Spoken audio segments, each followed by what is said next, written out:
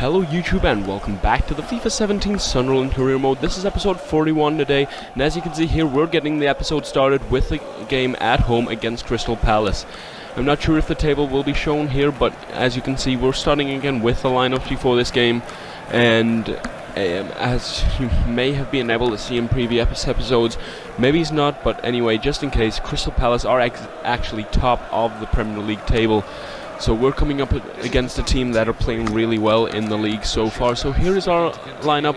Jilabaji captain with Catamol not included in the starting lineup. And a few youngsters getting their place on the bench. Fabio Borini coming back into the team slowly but surely, and hopefully he will eventually become back into the team if Walter Mathis is not performing. There is the team for Crystal Palace. Connor Wickham, obviously the former Sunderland player, starting up front on his own for them today. So hopefully we can get a good result from this game. And as you can see here, we get a free kick here pretty early on in the game. I decided to select the player in the box to cross it into. I whipped it into the near post, positioned Gray in a position where I could run onto the ball, whipped it in, he ran onto it, Gray with the header into the back of the net. Really well worked free kick in my opinion, as I decided to select Gray just because he has a bit height, and I floated it into an area that I thought would be a really good position, and luckily it worked. Right on the edge of the 6-yard box, came in for the box and headed it into the back of the net. So as you can see here, they've got a chance here. Connor Wickham gets the ball off of Townsend, and a good save by Dumitru to keep it at 1-0. We clear it away, Gray heads it down to Farrell. We're trying to come forward again here. We give it off to Alexis Blin. Blin out wide to Mathis. He gives it down to Gray, who cuts in onto his left foot, gives it to Farrell here, who cuts back, gives it to Boston. He cuts in, gives it eventually back to Declan John. John into Farrell. Farrell out to Gray. Gray to Mathis, who can whip the ball into the box. Alexis Blin with the header off the top of the crossbar. So unlucky for us not to get a goal there, as it was cleared by Scott Dan to keep it at 1-0. So unlucky for us not to have doubled our lead there with the header from Alexis Blin. But hopefully we will continue and eventually get a decent result from this game. So as you can see here, about 20 minutes ago, they're coming forward.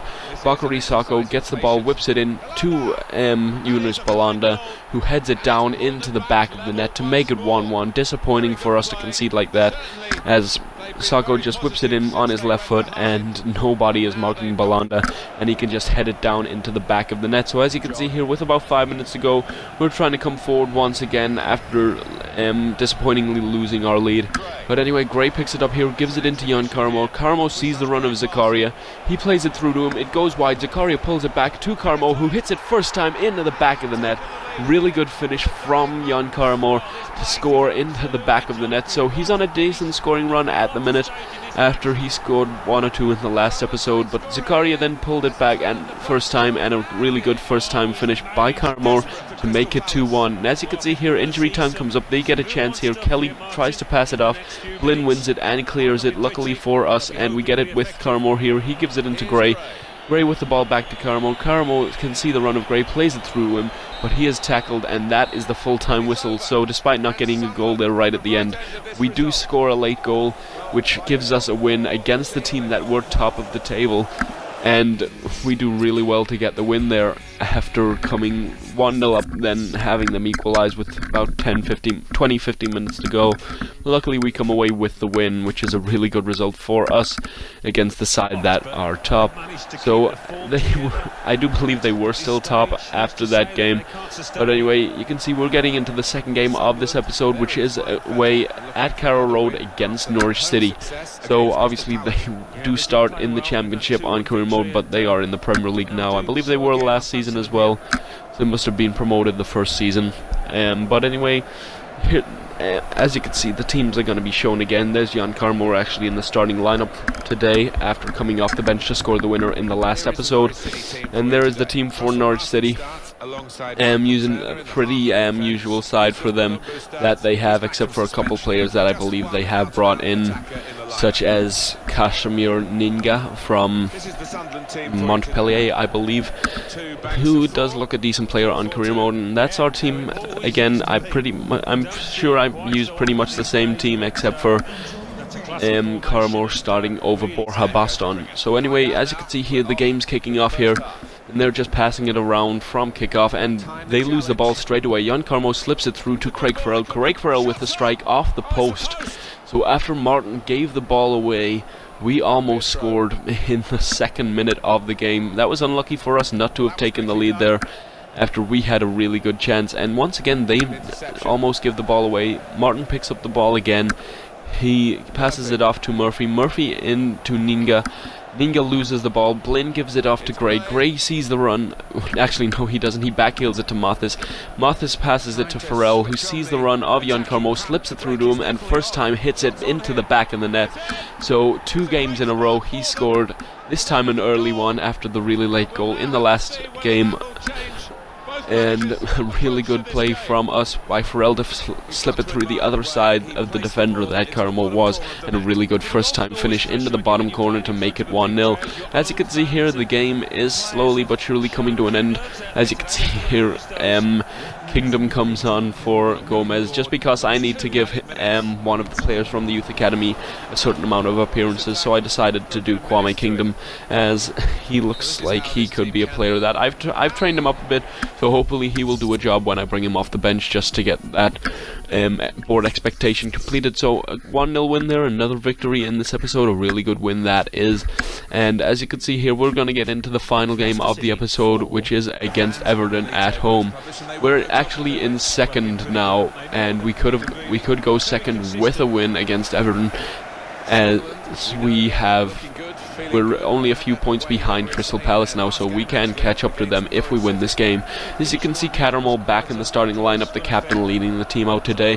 Kone and Jilabaji starting as the 2 centre backs for the first time in a while, Kone getting a start.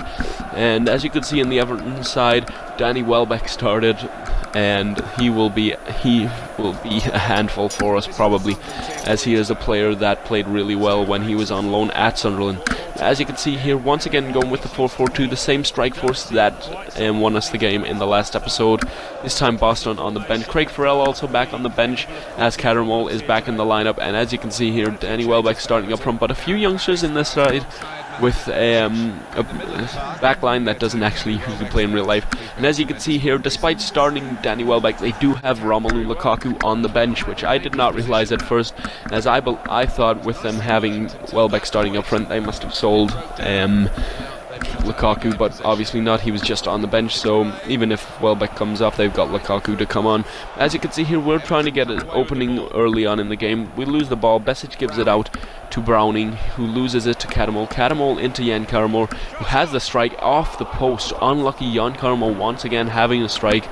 Unlucky he doesn't score for the 3rd game running. And as you can see here, they've got a corner whipped in by Gareth Barry.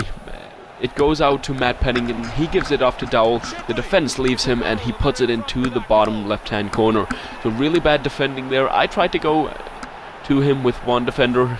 I went the wrong way, but another defender also left. As you can see here, just a gap opened up for him to put it into the bottom left-hand corner. As you can see here, with about 15 minutes to go, we have a goal kick. We lay off short, give it out to Barini. Barini into Gray, just looking for an equaliser, but a poor pass by Andre Gray. Rodwell picks up the ball now, the former Sunderland player, gives it to Lukaku. He gives it into Aidan McGeady. McGeady sees the run of Lukaku, who goes through and goal, has a strike, and a really good save by Dummy True to keep it at 1-0 with about just over 10 minutes to go. And as you can see, the game is coming towards an end here. We're trying to get one more opening. Servi gives it off to Jan Carmo, who sees the space to run into. Carmo goes through on goal and puts it in past the goalkeeper to make it 1-1. A really good run by Jan Carmo after picking the ball up from Servi. I just saw the space to run into with him, and I got past the defence quite well because Carmo has a decent amount of pace, and I didn't think the defender would be able to catch up. And just before the keeper was about to get there, he put it in just under the arm of the goalkeeper to make it 1-1. As you can see here, this is how that game is going to end. It's also how the episode is going to end. If you did enjoy this episode, please do leave a like. Thank you for watching. If you want to see any more of this career mode or the Ultimate Team series, please do subscribe, as that will be much appreciated. But once again, I just want to say thank you for watching. See you later.